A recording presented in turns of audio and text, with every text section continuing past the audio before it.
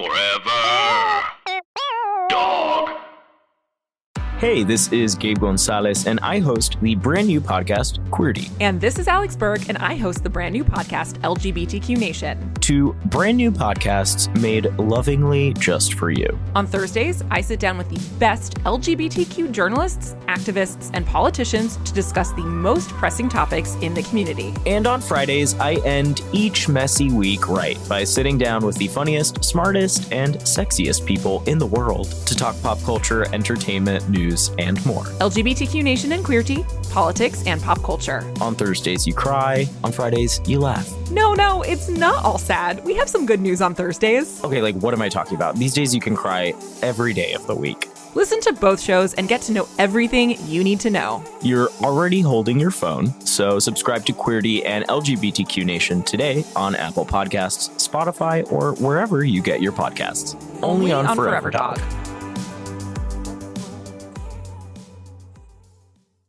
Forever. Dog. When your first choice is a big old bus, You turn around and boom, you end up with a sloppy seconds. Oh, diva. day to night to morning. Good morning, and something in the you can't really understand what she's saying. Our number is 213-536-9180. I hope that was the same as the last time, so Will doesn't have to do too much work.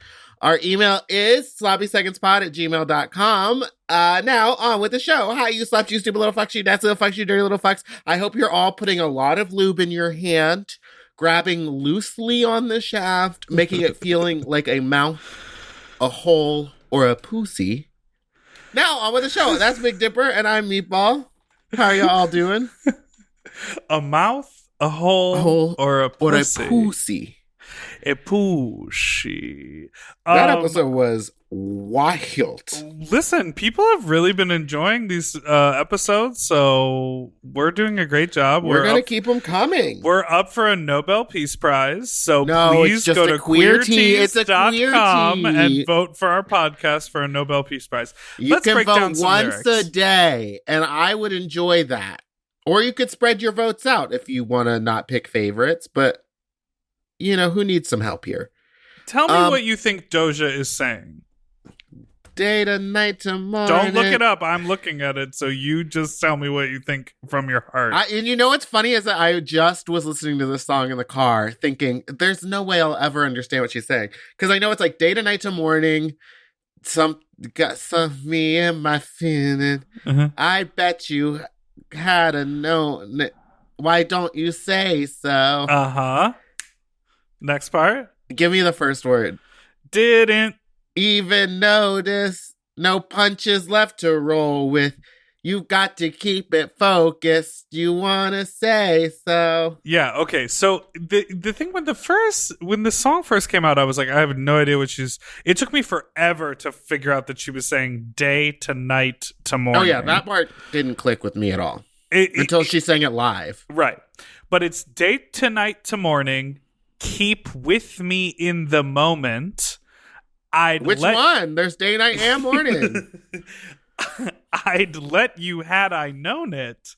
Why don't you say so? Girl, you'd let me do what had you known it? Put a lot of lube in your hand, have a loose grip. That's what I'd let you would have done.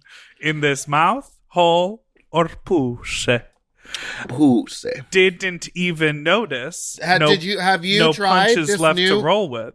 No, girl, I masturbated this morning and I did it sort of furiously with the death grip. It's really, you have to light some candles. You gotta know you just have to be in the brain to be like, go enjoy your own company.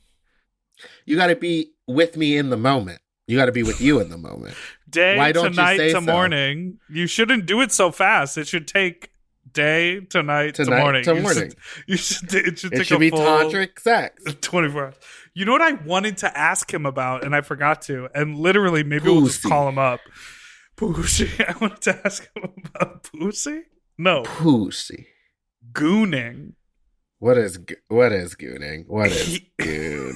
What he is said that? in one of his videos that gooning is that sort of like when the sex takes over when you're so horny and you're so in the sexual moment that you start to like grunt and be like really sort of animalistic, and it's like you stick your tongue out and you just start like grunting and your eyes go a little wild and it's like that type of a vibe. And he's like, it's called gooning.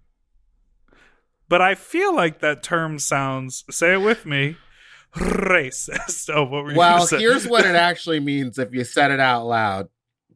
Gooning is a colloquial term that refers to the controversial practice of non-consensual transportation of adolescents to addiction or behavioral treatment centers. So it's like when kids get sent to camps and they get grabbed, you know? What? Non-consensual transportation of adolescents to an addiction or behavioral treatment center. So it's like being 5150. Like non-consensual transportation, like you're getting taken to a rehab. That come from the film Goonies? Oh, now that may be it. No. Oh, no, but see, now if I go to Urban Dictionary. What does gooning say? Gooning is like prolonged edging sessions where a man becomes completely hypnotized by feeling radiating from his penis. Penis and his taine and his what? Push. Balls. Oh. Push. I didn't watch Drag Race yet, so please don't spoil anything for me. Oh. Well, I'm about to watch it after, and Candy Muse is still on there, and can I tell you, a lot of people are mad at her right now because she delivered the best episode of Untucked to date. Oh, I can't wait. Okay. A lot of people are mad at her. A lot of people are saying like, she's arrogant, she's a messy bitch, she's da-da-da-da-da-da-da. Two things can exist at once. Those can all be true. I don't like you. It was better than that. It was literally, she like basically, I can't. I'm literally going to watch it. It looked like it was about to be Bad Girls Club, and we needed it. Yes. Drag Race has so many seasons of girls getting along. Candy just said, you know what? I'm here to give you good TV. I'm 100% insane. Have it, mama. 100% insane. Dude! And that's 100% pure insanity. Wait, how would it be better? 100%. I don't really know that song. Insane. That's how it would be, because it's two one syllables. Have you been watching Search Party? No, I haven't, but it's got a bunch of actors that I really like. It's great. I mean, this new season is just like pop up after pop up of like, you're just like, she's doing that. And the fashion design is incredible. Oh, the fashion's awesome. I just finished watching all of the episodes of Veneno. I like edged my way through that. Were you gooning? You were fully gooning?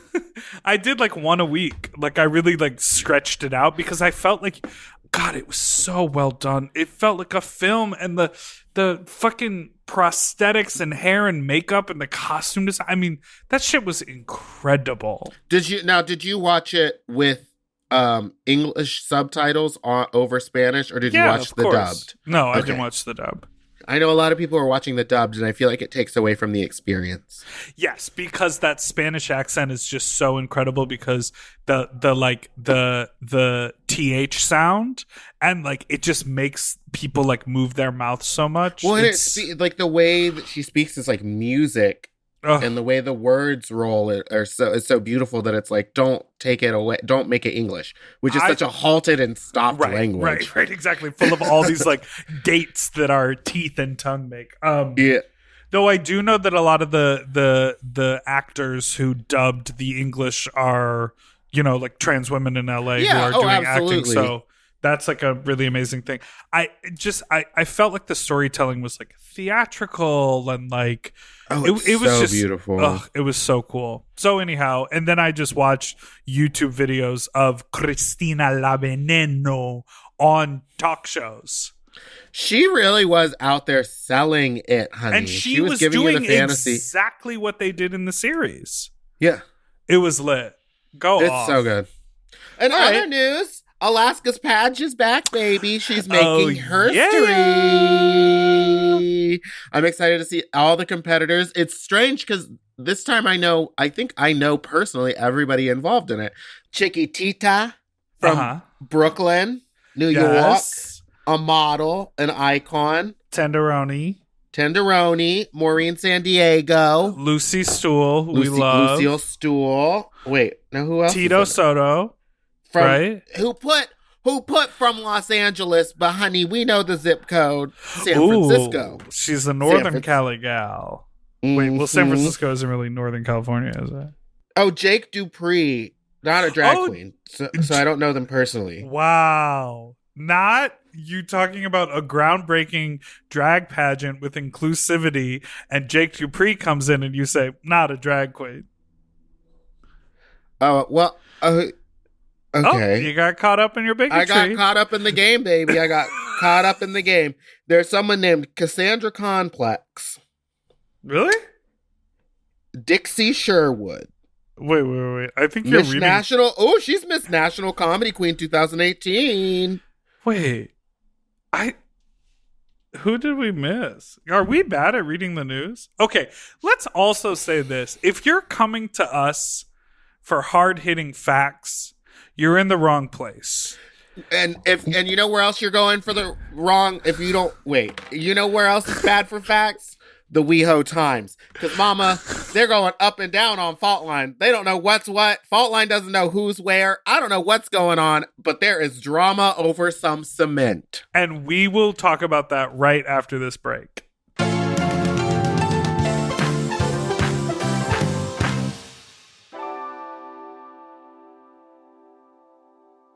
Hello, Forever Dog listeners. I'm Allison Raskin. And I'm Gabby Dunn. And we host the podcast Just Between Us, which is available right here, right now on Forever Dog. Just Between Us is a variety show that features listener questions, in-depth interviews, and topical topics. We also play a game show called Hypotheticals.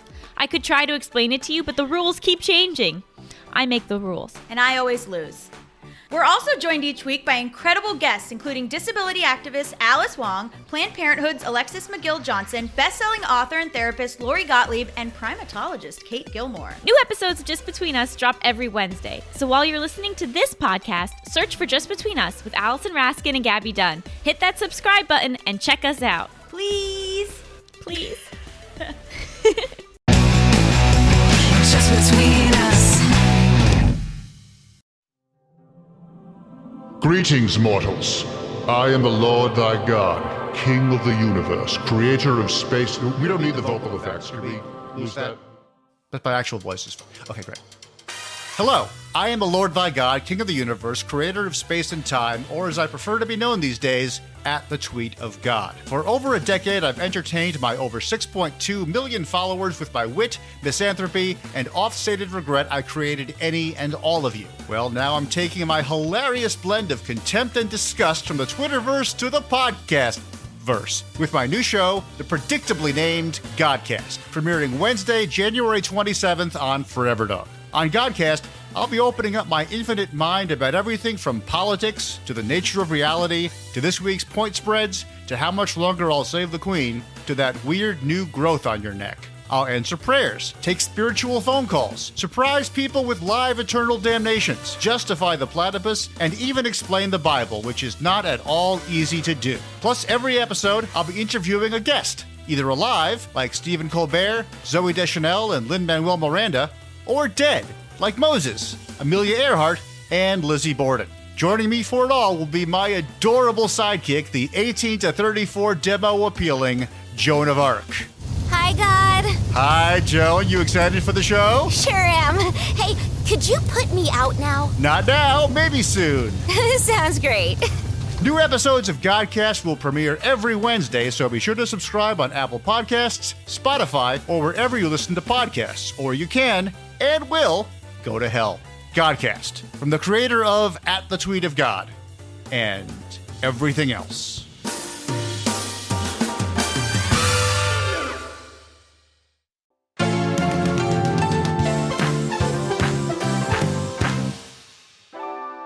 Okay, we are back, and now we're back. Meatball. That was Christina Aguilera, Candyman. Wait, is that it? Yeah, she's like...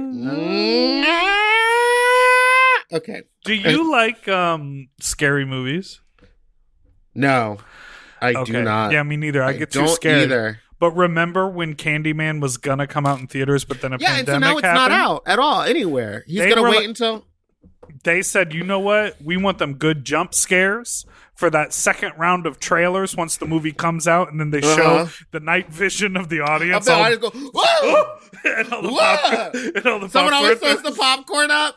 They said we need that for our second wave marketing, so And then they've they held come- off. But my And favorite then they thing, come outside after the movie and they're like, it was the scariest movie thing I'd I've ever seen. Blair Witch Project. They were like, that documentary was so scary. I can't believe it was all real. But do you remember in the teaser when they are about to say the Candyman's name and that one woman, I don't know her name offhand, but she should get a fucking Oscar for just her performance in the trailer when she's like, don't say it. And she like sort of claps her hands and puts her fingers over her mouth. Do you know what I'm talking about? No, I mean, it's been so long since I saw that trailer. We've been in this panorama for a year. But that is iconic. Okay. Before break, we were talking about Fault Line.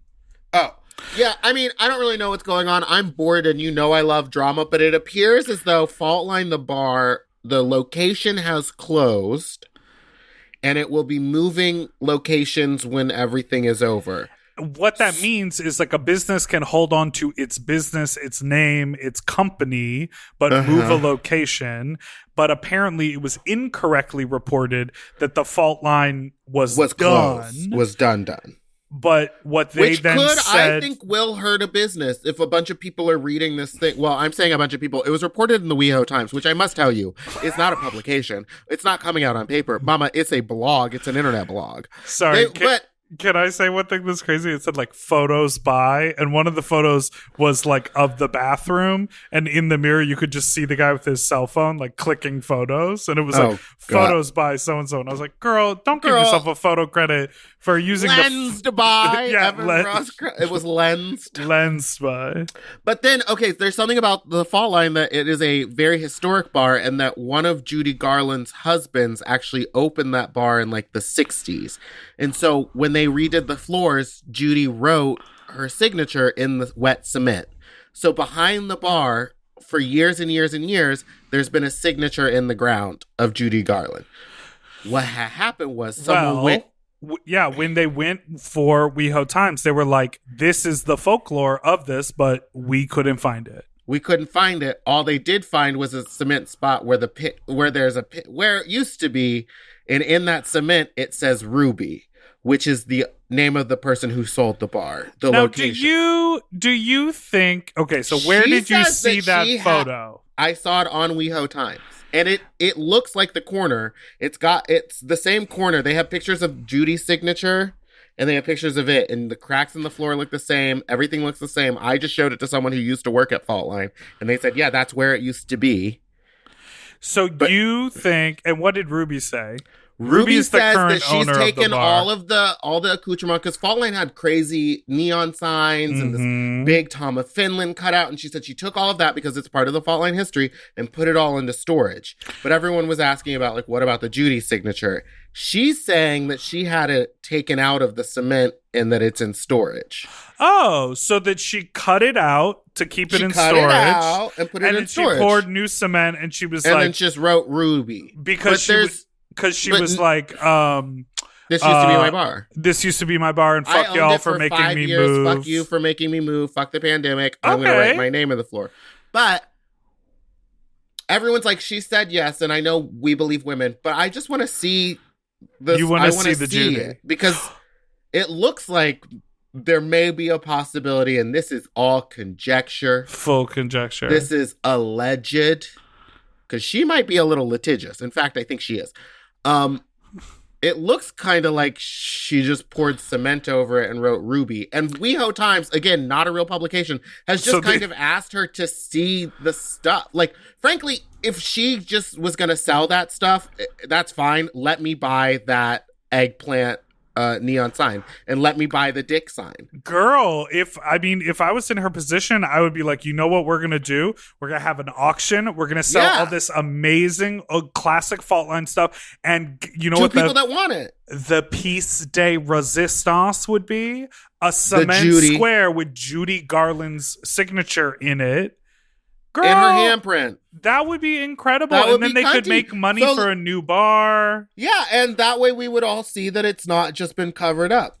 Because it would be I'm going to send you the article because it would be a hard spot to exhume cement. But I also think it's hard to cover up cement without it being some wild bump. Well, that's why you need to see the photo. Because in my alleged conjecture, in my viewing of it, it kind of looks like everything that would have come up with it while it was being taken up is still there. You know what I'm saying? Yeah, and you're a contractor who's familiar with cement exhuming squares of cement. I just know it's not an easy task. At my parents' lake house, when those people were laying down cement, it didn't look easy. You just casually let privilege fall out of your mouth. Now, I do have a question. I know you're getting ready to send me a photo, but I do want to know some critique of a photograph I recently posted on Twitter. Speaking of Los Angeles bars, the Eagle in LA is, of course, doing fundraising as is Executive Suite Long Beach and Red Line downtown. Hamburger Mary's is open again. Hamburger Mary's and WeHo. Everyone is doing all this fundraising. But the Abbey is open again, so if you and your straight friends want somewhere to hang out, there's the great straight bar for you. I posted this photo to help ignite some support towards the Eagle, and I'm curious your thoughts on it. Oh, I saw this.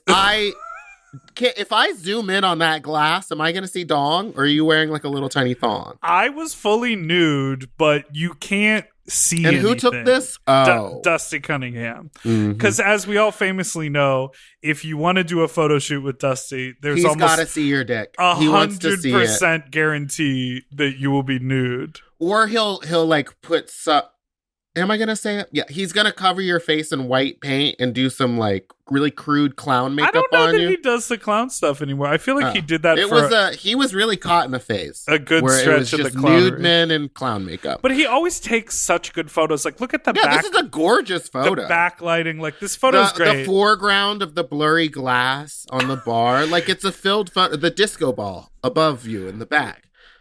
But now your nipples pointing in two different directions. Now here's the real kicker. What's my arm doing on the bar? Do you see that? It's giving me a high. She's giving me very much like, a little bit of I'm a little teapot. Yeah, it's this like weird twisted, and I didn't really notice what was happening until he sent this to me. Now, full disclosure on this photo is that I was at the Eagle to scout for my music video, and then Dusty was there taking pictures of other people, and he was like, which is why I don't really have like and he said to himself, I haven't seen that penis before. But it's why I don't really have like a look on, because like I didn't like bring anything, and he was like, just get naked, it'll be fine. And so we took that photo, and there's one other photo that we took as well of me like pouring beer onto the ground. But those photos finally came out today, which I thought was funny. So that's so lovely. I miss the Eagle. Girl, I miss they had the best Drag Race viewing parties. Okay, so we have an email that we're going to get into. I sent you 3 voicemails. Baby, we got to stack this deck, honey. Okay, so we will be right back after this.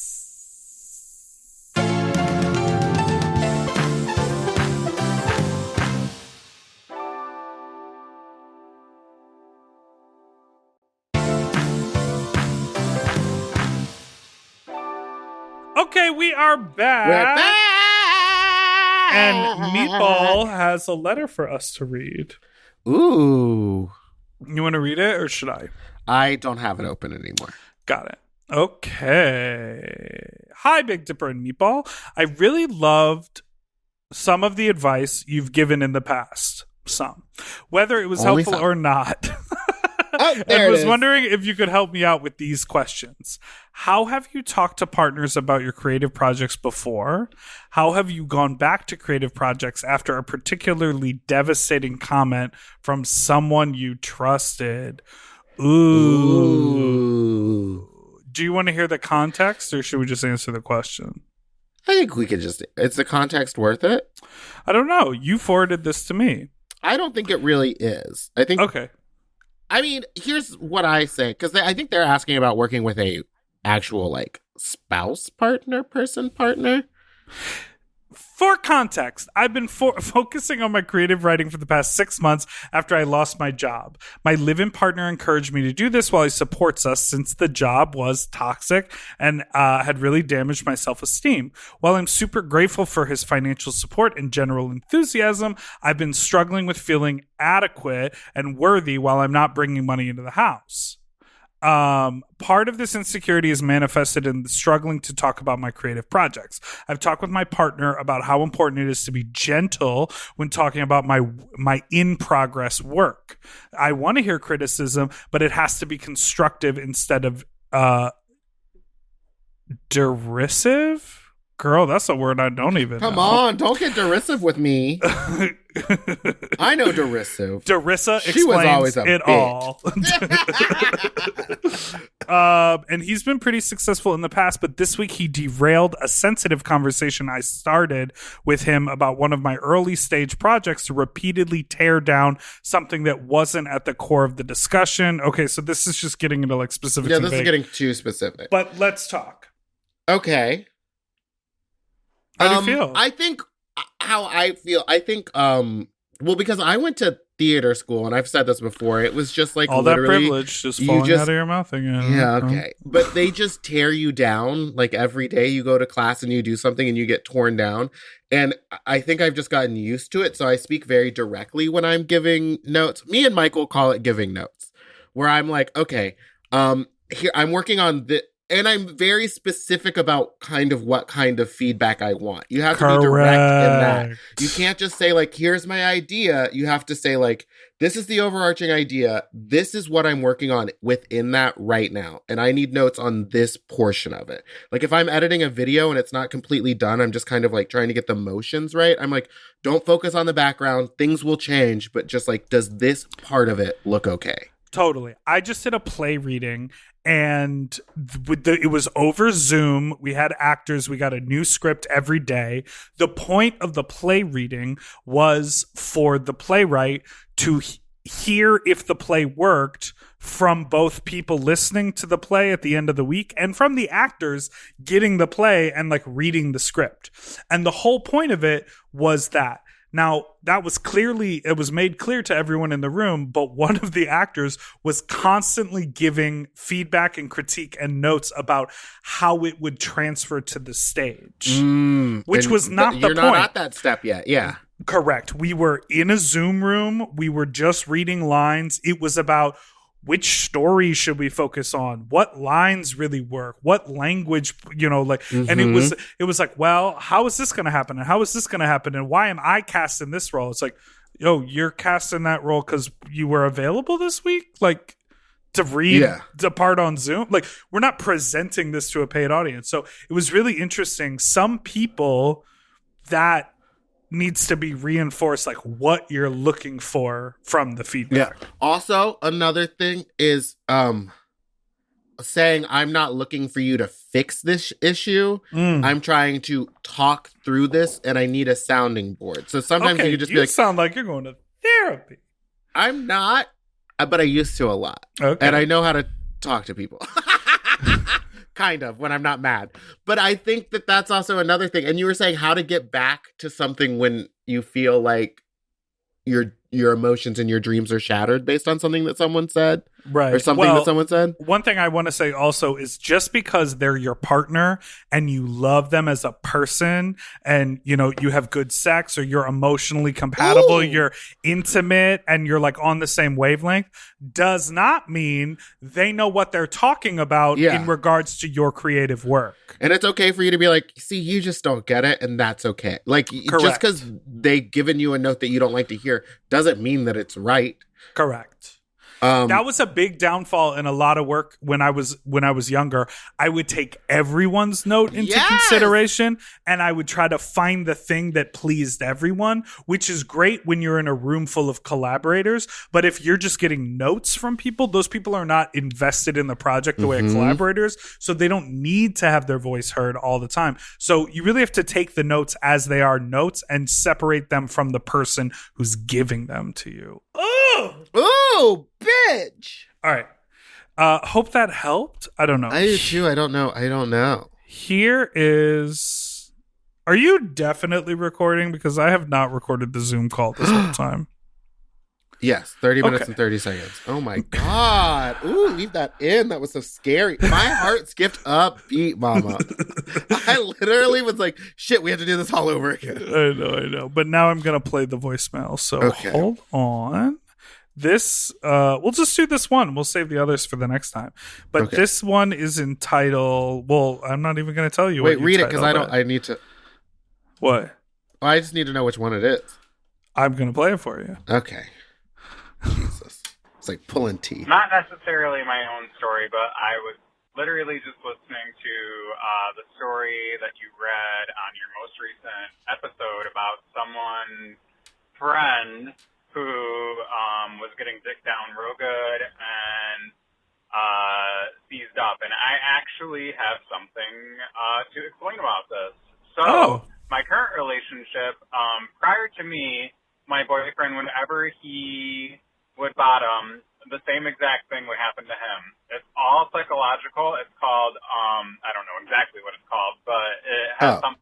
So this is in reference to the person who seized up during sex. Yes. Remember that? Okay. On our last Tuesday being episode. Manic. I don't know if that's exactly what happened in this person's situation, but usually when it does happen, like your hands curl up and like your arms, like just you can't move them.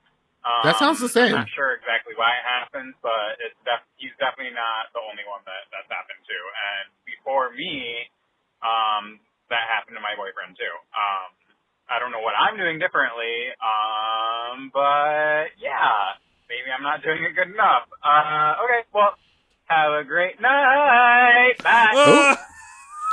First, I would like to thank them for putting in the hours and doing the research, not even sending a text to find out what it was called. Just being like, it's called, I don't know. But it happens. It was like so close to being an A+ call. But it's interesting knowing that that's what happens when someone goes manic. Right. I mean, it is also, that's wild. And then also, I love that the person was like, yeah, this used to happen to them, but not with me. I guess I'm better at sex than they are. Or worse. Yeah, or I guess worse. That's true. If your dick ain't making him manic, are you doing it right? If your dick ain't making him manic, are you doing it right? Are you doing it right? If the dick ain't making him manic. Can we write a song soon? All I've wanted to do is have you write music. Do people know that I wrote every single lyric of I'm a Top? No, because well, okay, here's what happened was I tried to credit you and you specifically said you don't have to do that. Well, because I wanted people to think you were cleverer than you are. Oh, no. But I do think I changed a couple of words in the recording studio. I put my own special stake on it. Well, that's not true at all. And I'd like to have Mike Malarkey on the pod and we can discuss that day of recording because I think it went swimmingly. Yeah. I leveled up that song. You did. Of course you did, because it wouldn't have ever been yours. Well, if we wrote a song, what would it be? Yeah. What would it be? What would our song be about? I think we should... It should not be based on quarantine. What? No, I know. No, okay. I think it should be about being sloppy. Like, wake up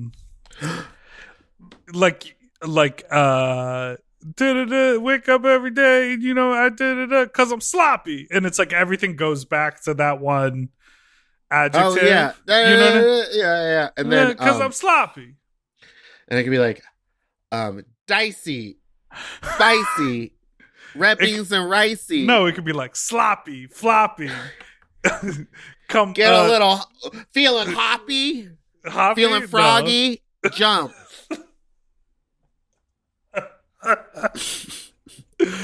Oh my God. If anyone has any connection to Trisha Paytas, please let her. Our song will go. Drag is all over the world. It's a phenomenon. All right. Well, I'm feeling extra icy and spicy. This one is today. off the rails. You say that every week. It's because it's a Tuesday. We'll see you on Friday. Thanks so much for listening to Sloppy Seconds. My name is Big Dipper. You can follow me at Big Dipper Jelly. That's Meatball. You can follow at Spiciest Meatball or on Twitter, Fat Drag Meatball. And our show's Instagram is at Sloppy Pod. Don't forget to call and subscribe and call our number. I know what it is. It's rate and review. Let me tell you this. Let me just say a little something about rate and review. That shit is important. You know, we talk about the algorithm on YouTube. We sound like we're begging. And Instagram. Do you know who else is begging? Who? Tricky and Katya? Gammy from the Red Table Talk. She just launched a podcast, and at the end of it, she was like, and make sure to rate and review, because that's very important. Rating and reviewing is important. People don't understand this. There are probably people... But people have been rating. They've been giving us Miss Ma'am. But let me tell you, 5 stars after we asked for 5 stars. Listen, it ain't that hard. You just slide on over. You scroll down. You hit the 5-star. It says, "Do you want to say something?" You can say yes. Here's all I'm saying. I used to be that girl who would listen to a podcast, love a podcast, subscribe to a podcast, but I would what? You know how I literally just said out loud, "Hey, if anyone knows Trisha Paytas," I just got a text from someone saying, "Do you still want to get in touch with Trisha for your podcast? I have her number." The answer is yes, please. The answer is yes, Mama. Oh my God. And then I can give her that My Chemical Romance makeup. Oh, yeah, that's a really great end. All right, well, this has been a wonderful time. Our number is 213-536-9180. Our email is sloppypod@gmail.com. And now goodbye from the show. Right. And what I was saying about rating and reviewing is it's very simple to do.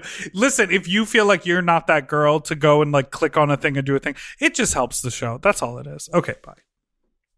Oh, yeah, we should do a contest. We should do a contest. Yeah, if you can leave the funniest comment at our rates and reviews, we'll send you some stickers. Do you have a pickle shirt left? We have a couple pickle shirts left. But they're all extra larges or larges, I think. We stand that. Couple pickle shirts. Couple pickle shirt. You'll win a pickle shirt with some maple bacon, bacon.